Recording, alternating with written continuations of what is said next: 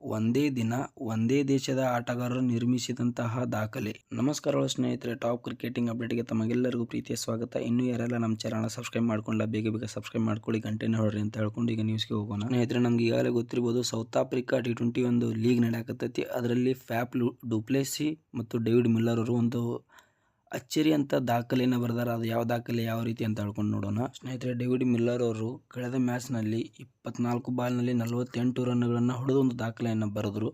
ಈ ದಾಖಲೆ ಏನಪ್ಪ ಅಂದ್ರೆ 48 ರನ್ನುಗಳನ್ನು ಪೂರೈಸಿದ ನಂತರ ಇವರು 11,000 ರನ್ಗಳನ್ನು ಗಡಿ ದಾಟಿದ್ರು. ಇವರು ಎದುರೊಳಗೆ T20ಯಲ್ಲಿ ಸೌತ್ ಆಫ್ರಿಕಾ ಪರ ಇವರು. ಅದಲ್ಲದೆ ಸೌತ್ ಆಫ್ರಿಕಾದ ಮೊದಲ ಬ್ಯಾಟ್ಸ್ಮನ್ ಆಗಿ ಹೊರಹೊಮ್ಮಿದ T20ಯಲ್ಲಿ 11,000 ರನ್ಗಳ ಗಡಿ ದಾಟಿದಂಥ ಮೊದಲನೇ ಪ್ಲೇಯರ್ ಡೇವಿಡ್ ಮಿಲ್ಲರ್ ಅವರಾದರು. ಅದು ಆದ ನಂತರ ಕೆಲವೇ ಗಂಟೆಗಳಲ್ಲಿ ಫ್ಯಾಪ್ ಡು ಪ್ಲೆಸಿ ಅವರದ್ದು ಮ್ಯಾಚ್ ಇತ್ತು.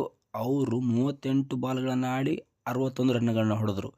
ಇವರು ಕೂಡ ಅದೇ ನಂತರ 11,000 ಗಡಿಯನ್ನು ದಾಟಿದರು. ಬಟ್ ಏನು ನೋಡಿ, ಟೈಮ್ ಅಷ್ಟೇ ವೇರಿಯೇಷನ್. ಇವರು ಕೂಡ 11,000 ರನ್ಗಳನ್ನು ಗಡಿ ದಾಟಿದ್ರು. ಅವಾಗ ನೋಡಿ ಸ್ನೇಹಿತರೆ, ಟೈಮ್ ಎಷ್ಟು ವ್ಯಾಲ್ಯೂವನ್ನು ಕೊಡುತ್ತೆ. ಇದೀಗ ಇತಿಹಾಸದಲ್ಲೇ ಏನಿರುತ್ತೆ, ಡೇವಿಡ್ ಮಿಲ್ಲರ್ ಅವರು ಫಸ್ಟ್ ಆಗಿ 11,000 ರನ್ನ ಗಡಿ ದಾಟಿದ್ರು ಅಂತ ಹೇಳ್ಕೊಂಡು ಉಳಿಯುತ್ತೆ. ಫ್ಯಾಪ್ ಡು ಪ್ಲೆಸಿ ಅವರು ಸೆಕೆಂಡ್ ಅಂತ ಉಳಿಯುತ್ತೆ. ಬಟ್ ಫಸ್ಟ್ ಮುಗಿಸಿದವರು ಹೆಸರು ನೆನಪು ಉಳಿತೈತಿ. ಇತಿಹಾಸದ ಸೌತ್ ಆಫ್ರಿಕಾ ಇತಿಹಾಸದಲ್ಲೇ ಫಸ್ಟ್ ಯಾರಾದರೂ 11,000 ರನ್ನ ಪೂರೈಸಿದ್ದಾರೆ ಅಂದರೆ ಅವರು ಡೇವಿಡ್ ಮಿಲ್ಲರ್ ಅವರು ಅದಾರ. ಇದು ಇಬ್ಬರು ಕೂಡ ಒಂದೇ ದೇಶದವರು ಅದಾರ. ಇಬ್ಬರು ಕೂಡ ಮತ್ತೆ ಒಂದೇ ದಿನದಲ್ಲಿ ಈ ಸಾಧನೆಯನ್ನು ಮಾಡಿದ್ದಾರೆ ಸ್ನೇಹಿತರೆ.